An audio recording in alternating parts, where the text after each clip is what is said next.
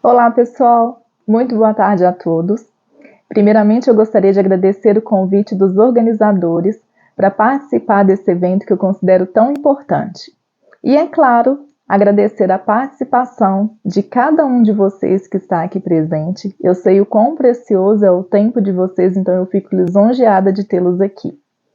Muito prazer, meu nome é Laura Abrantes, eu sou nutricionista formada há 15 anos e há 12 nutre de vários FUNCI, como vocês dizem, do Banco do Brasil. Então eu sei o quanto o tema que eu trouxe é importante ser abordado.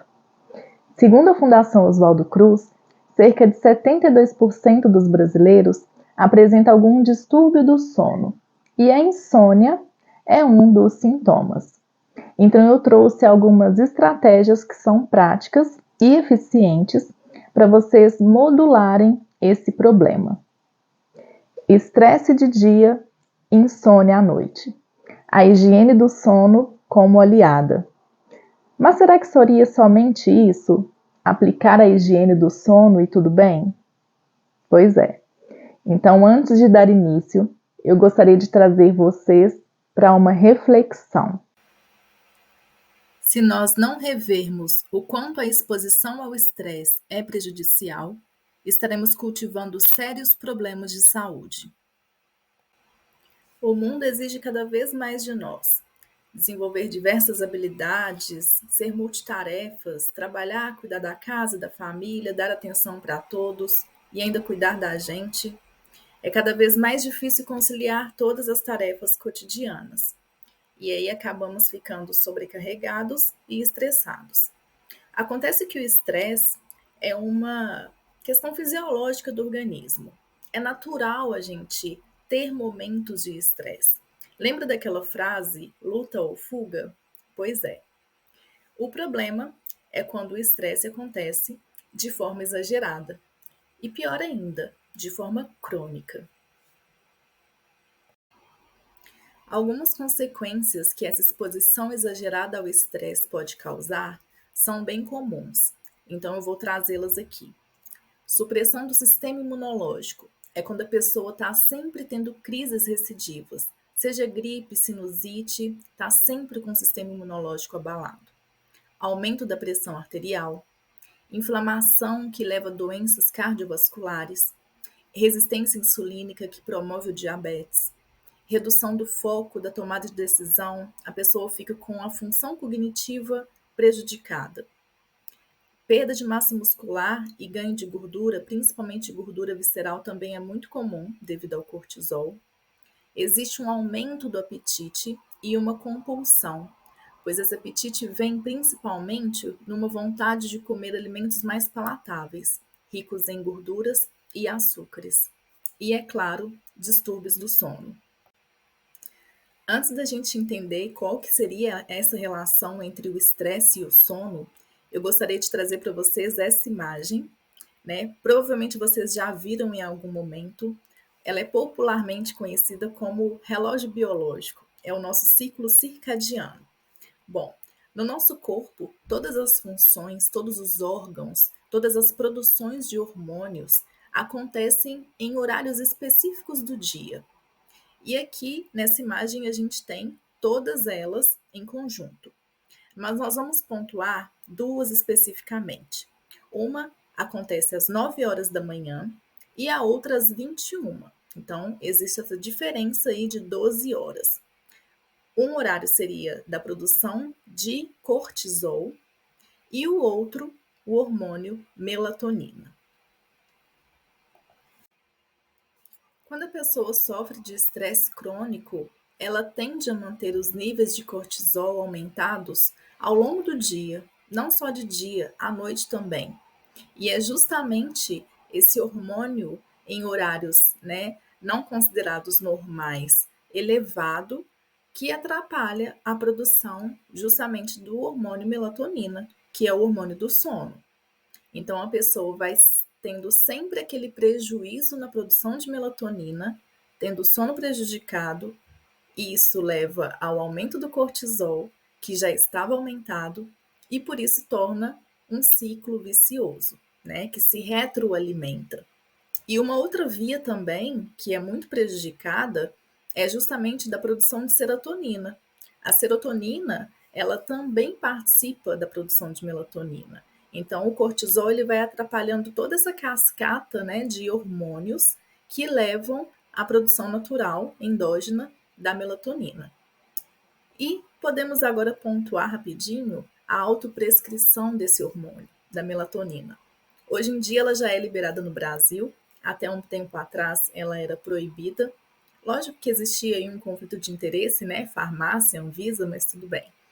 Hoje as pessoas já tendem a se autoprescrever quando ela está com o sono prejudicado, achando que é só tomar melatonina que está tudo bem. Só que se a gente for verificar, né, tudo que a gente já viu até agora, talvez não adiante, porque se ela está tendo um problema, né, endógeno, ou seja, exógeno mesmo, algo ali como o estresse vindo de fora e prejudicando a própria produção de melatonina, do que adianta ela ir lá e tomar mais melatonina, né? Então ela tem que primeiro investigar por que ela está tendo esse prejuízo no sono e ver se realmente é só inserir mais melatonina, já que ela não está conseguindo produzir de forma natural, ou se ela não tem que tratar algo antes que está prejudicando a produção natural desse hormônio. Então, é tomar muito cuidado com a autoprescrição. O que eu trouxe para vocês hoje me fez lembrar essa ilustração. Acredito que todos já viram essa imagem em algum dia. Nós acabamos de ver que a insônia e o estresse estão diretamente relacionados e de forma cíclica, um alimentando o outro. Então, não precisa pensar que para você tratar isso, ficar bem, você precisa organizar tudo de forma perfeita, tudo 100% alinhado. Não é bem assim.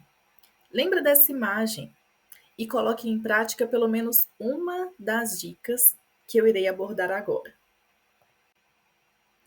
A higiene do sono nada mais é do que um conjunto de hábitos e comportamentos realizados para o momento de dormir, além de condições ambientais que vão impactar positivamente a qualidade do sono. O banho de sol, ele ajuda você a regular o seu ciclo circadiano. É como se você estivesse mostrando para o seu corpo, olha, é dia, tá vendo o sol? Mais ou menos assim. Sem contar que também tem o benefício da conversão da vitamina D que você comeu na sua alimentação. Diferente da vitamina D da suplementação, a da alimentação ela precisa do sol para ser convertida e absorvida. O benefício do exercício físico lembra um pouquinho do banho de sol, que é justamente você ajudando o seu corpo a ter o ciclo circadiano trabalhando mais corretamente, justamente pelo bem-estar promovido ao liberar endorfina, que é o hormônio que a gente libera ao fazer exercício. A única questão é que não seria tão interessante um exercício próximo ao horário de dormir, porque além de endorfina, a gente libera também adrenalina.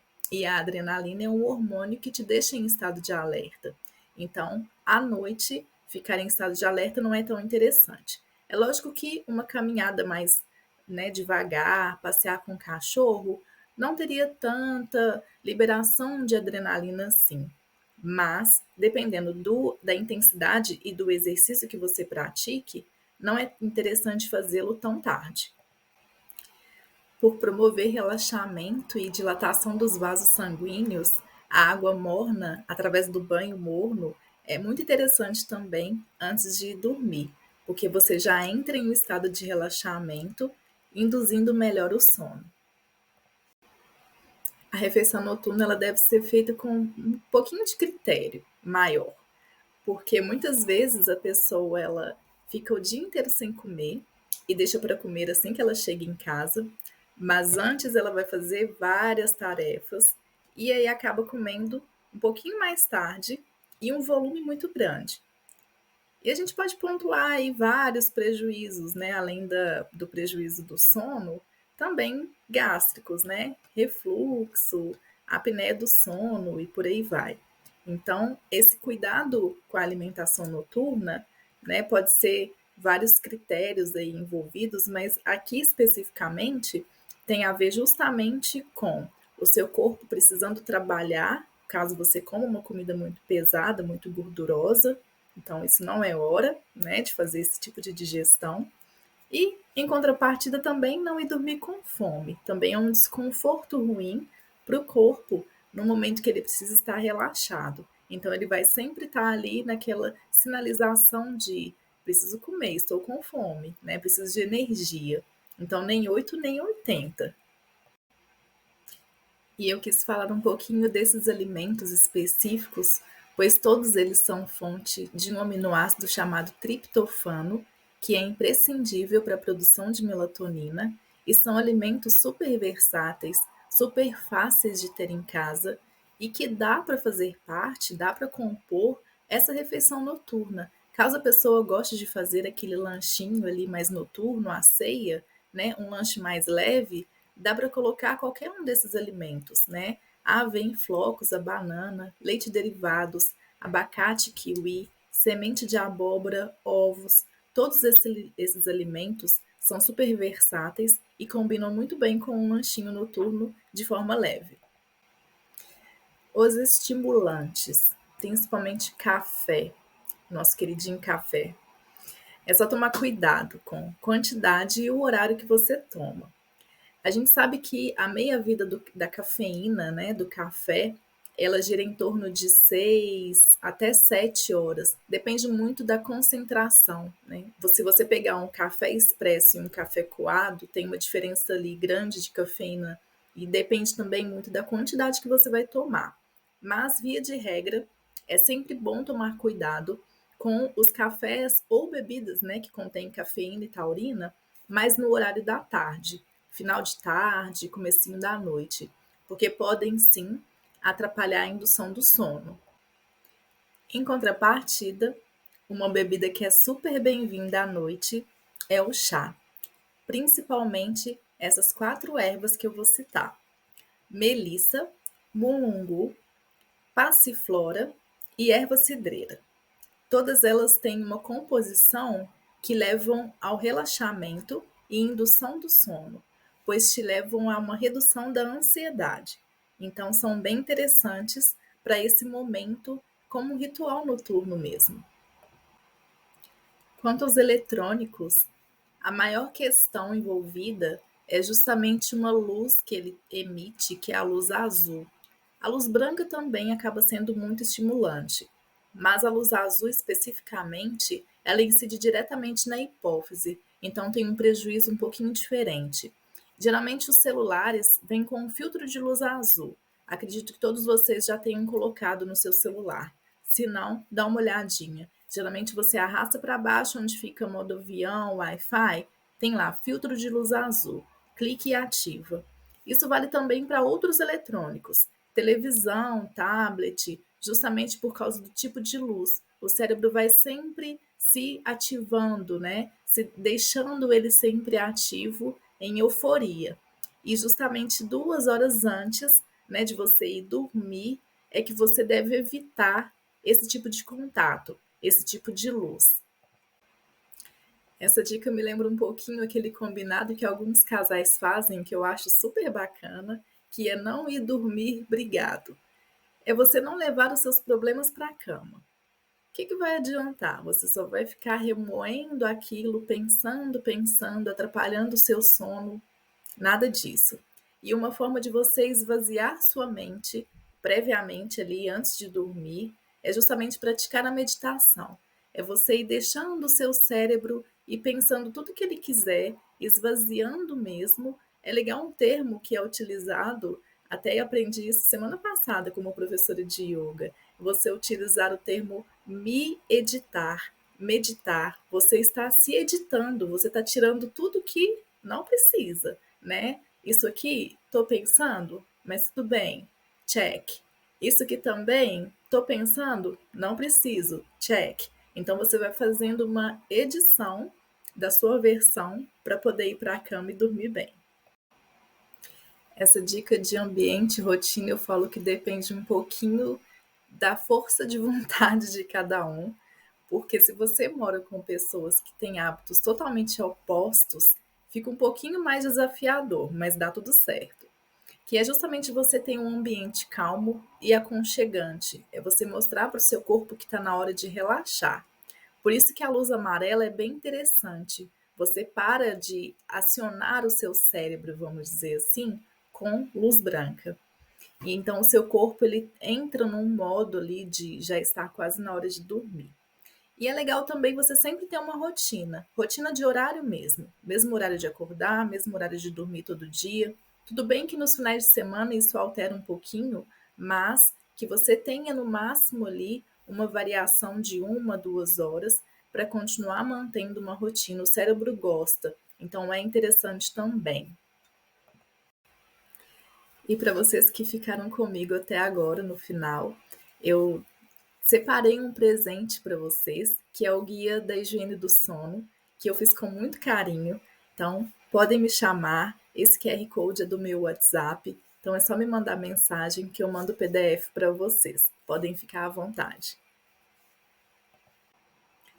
Pessoal, muito obrigada pela atenção de vocês. Agradeço novamente pelo convite e poder estar participando dessa semana que é tão importante. Um grande abraço.